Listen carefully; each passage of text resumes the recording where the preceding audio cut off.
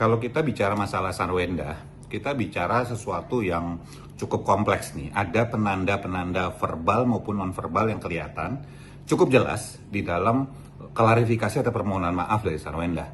Jadi gini, kalau kita mau lihat penanda verbal dan non-verbal, verbal itu apa yang keluar dari mulut, non-verbal apa yang terlihat atau pola.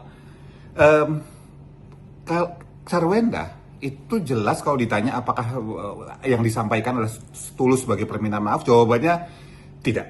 Kenapa? Permintaan maaf yang tulus itu perlu mengandung tiga hal nih ya, syaratnya nih ya, 3 hal. Satu, yaitu bahwa dia menyebutkan siapa yang minta maaf, jelas. Nah, Sarwenda menyebutkan, betul. 1 dari 3 ya, 1 dari 3. Jadi dia bilang bahwa saya meminta maaf, nah itu kan disebutin. Yang kedua, dia perlu menyebutkan secara spesifik kepada siapa dia minta maaf. Dan kepada siapa dia minta maaf, yang disindir siapa? Apakah si A, si B, si C, apa mantan suami atau apa gitu misalnya. Apakah disebut? Jawabannya tidak ada.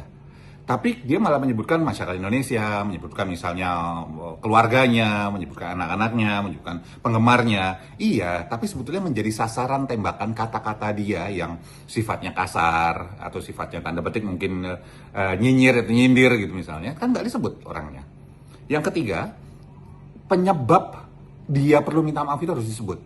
Nah, dia sebetulnya menyebutkan bahwa kata-katanya tidak baik dan tidak dengan rendah hati. Itu bukan sebuah kata-kata yang direct to the point. Gini loh, orang bohong sama nggak cerita itu 2 hal yang berbeda. Misalnya saya nggak cerita bahwa saya makan pisang gorengnya 5. Begitu ditanya sama yang jual pisang goreng, makannya 3 ya? Terus saya cuma senyum gitu. Apakah saya bohong? Enggak, saya nggak cerita. Itu totally different story. Itu 2 hal yang berbeda banget gitu. Jadi kalau misalnya kita bicara tentang apa yang dilakukan oleh Sarwenda tidak cerita. Tidak ngomong, tidak mengucapkan kenapa dia minta maaf. Misalnya saya telah nyindir, mengatakan bahwa 200 juta itu beberapa kali live doang. Terus kemudian misal buat makan siang doang gitu ya misalnya gitu. Atau misalnya mengatakan kata-kata antut gitu misalnya. Ya. Nah, dia nggak ngomong. Kenapa butuh itu jadi penanda seseorang tulus apa enggak?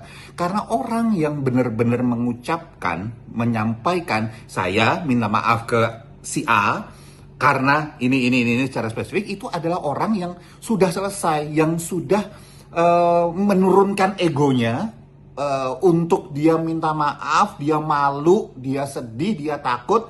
Iya, saya itu diakui. Sarwenda tidak melakukan itu. Sekarang pertanyaan saya pada teman-teman semua, pada netizen semua, pada masyarakat umum. Menurut Anda, kalau tidak menurunkan ego seperti itu, minta maaf di mulut dan tidak jelas target minta maafnya kemana, nggak disebutkan. Nah, jadi pertanyaannya, kalau kita mau bicara apakah kemudian dia beneran minta maaf atau tidak, saya akan bilang tidak. Ini adalah sebuah pertunjukan. Ini adalah sebuah drama teatrikal, di mana kalau teman-teman juga lihat bahwa kalau dia bicara soal penggemar itu sampai lebih dari 1 kali loh, beberapa kali loh pada penggemar saya. Sementara bahkan keluarganya, pada masyarakat segala macam itu cuman ya satu kali gitu misalnya. Ya kata-kata penggemar paling banyak. Dia menampilkan bahwa sebetulnya yang paling penting di sini adalah penggemarnya. Ini dia sedang secara verbal dia ingin menunjukkan tanpa dia sadari bahwa sebetulnya citra dia di mata penggemarnya itu lebih penting daripada permintaan maaf itu sendiri. Terus kita lihat bahasa tubuh yang ditampilkan sama dia. Ketika di awal, Sarwenda posisi tangannya seperti ini nih. Megang gini ya. Kita perhatikan.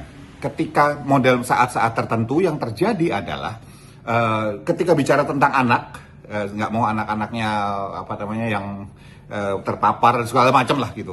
Itu makin kencang dia megangnya, makin kencang. Ketika bicara soal anaknya. Dan kemudian mulai lepas, menandakan dia lebih santai. Ketika menjelang akhir, ya wajar dong. Ya, menjelang akhir santai.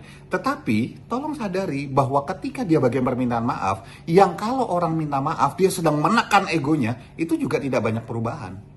Ketika orang menekan egonya, bisa dia marah, bisa dia sedih, bisa takut, dan biasanya muncul dalam bentuk ekspresi, apakah itu gestur, apakah itu ekspresi wajah, dan itu tidak terlalu terlihat. Dan bagian terakhir kalau lihat, dia ingin menampilkan sedih, tapi tarikan garis bibirnya itu sebetulnya lebih cenderung agak hampir senyum.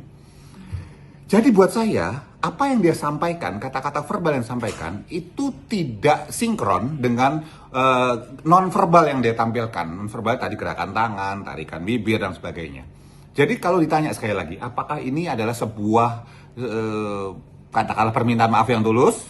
Jawabannya adalah bukan. Ini adalah sebuah pertunjukan untuk menjaga citra dia di hadapan banyak orang. Apakah penggemarnya yang jadi target lebih banyak ya, sesuai dengan pola yang ditampilkan oleh dia. Jadi buat saya sekali lagi, maaf, tetapi permintaan maaf yang lebih baik sebetulnya bisa dia lakukan. Tapi kebetulan tidak.